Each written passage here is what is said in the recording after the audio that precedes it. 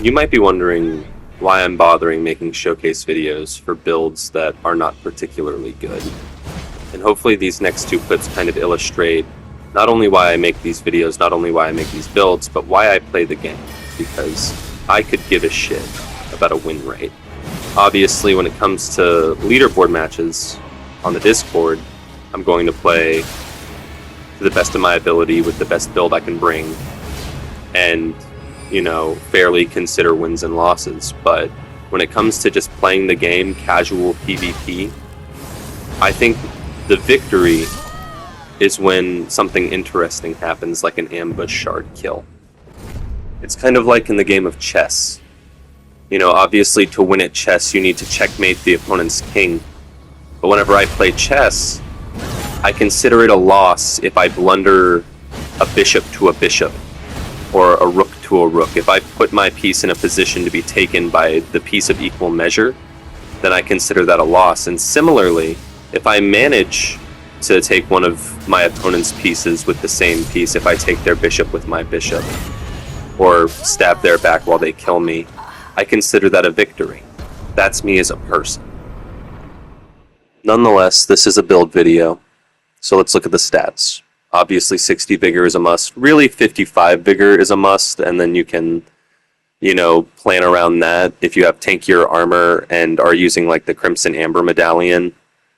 We have 19 strength for the Zweihander. The Zweihander is a very useful tool. We have 35 dexterity, which becomes 40 with the Curse Blade mask. I don't wear the Curse Blade mask because of the stats. I wear it because I think it looks cool. I think it pairs really well with the eccentric set to make a kind of evil jester vibe going for it. So that's why I wear that. But I won't lie, it's very nice not having to use Millicent's prosthesis to make this stat spread work. And then we have 40 intelligence. That's just a raw 40 intelligence. You could supplement your dexterity and your intelligence with talismans and not lose out a whole lot on what I use for my talismans. The only talisman that's absolutely crucial is Radigan's Icon. And then save some points to put back into endurance if you want more stamina, or mind if you don't want to use your blue flask or the sacred blue dew talisman to get your FP back. And then 24 endurance is just what it took to get me to medium roll with the armor I was wearing before, because I wasn't always an evil jester on this build. But I wouldn't take points out of endurance. If anything, I'd like to have more points in endurance. But the last thing that I want to talk about as far as like the gear and stats goes is, since we're a Dex Int build, it's actually really wise to use Cold Infusion. Cold Infusion is really good for PvP in general because of all the reasons that you're probably familiar with, but just in case. The status effect does a little chunk of damage if it hits, but even if they roll the status effect, it leaves a lingering damage negation debuff. So your opponent has worse defenses. And also, I believe, if I'm not mistaken, slower stamina regeneration. So that's really useful for fighting players. Now let's get into the bread and butter combos that make this build, what it is. So first there's what's called the Carian Cross, as coined by someone who I can't remember. But basically, Carian Greatsword and a Carian Piercer is a true combo. My opponent tried his best to roll away, but was unable to.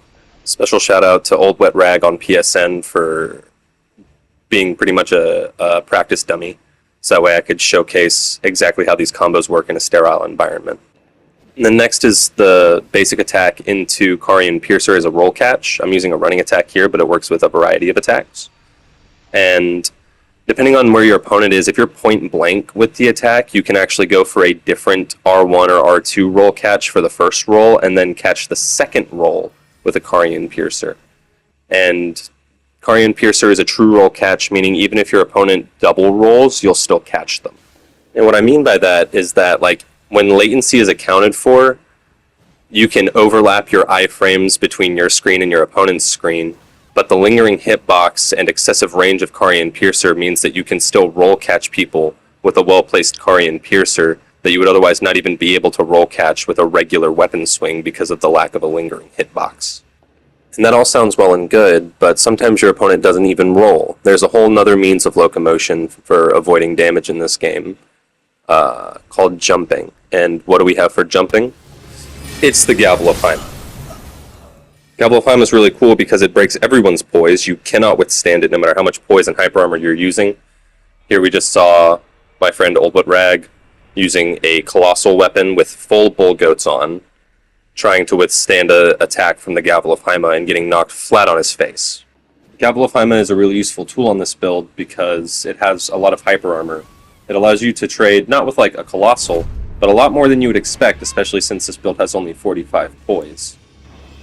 Poise and the armor that grants it and the governing stat endurance that allows for it is incredibly important to meta PvP in this game in a way that this build just isn't. It's not, I talk about how the builds aren't particularly good, except for at one thing, which is, in my opinion, having fun. I actually got lambasted recently by a friend of mine in the Discord for having so low endurance on all my builds. He said that 42 or even as low as 38 was something of a must for being able to maintain aggression and, use all the weapons and armor that you would want to use for meta level PvP. But I must admit, this is not a particularly competitive build. I would not recommend using this for a tournament unless it was some kind of gimmick tournament that makes this build much more viable. It's really much a noob stomper. It is for anticipating rolls. It's a lot of roll catch combos and making funny trades.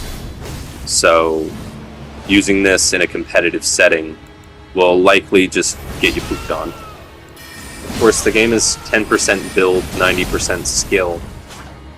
Something concentrated power of will. Putting a meta build in the hands of an unskilled player is about as good as putting a naked, no weapon character in the hands of a skilled player. They won't be able to do anything with it.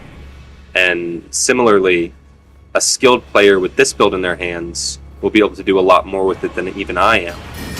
So going back to chess, in chess you need to anticipate what your opponent's going to do, so that way you can position your pieces and position yourself to capitalize on any holes in their plan, any mistakes they might have made while setting it up, because even the best players will make a mistake at some turn. And it's important to be able to recognize not only that fact, but the windows of opportunity that arise when those mistakes are being made. Sometimes they're bait, sometimes they're not so much, but knowing that they're there is a big part of the battle. In this build, being a combo caster is all about the elaborate dance of guesswork and anticipation that goes into playing this game. So over the course of these next few fights and clips, I invite you to read what I do and figure out what I could have done differently, how I could have anticipated better to have not only a more interesting fight, but perhaps a more decisive victory.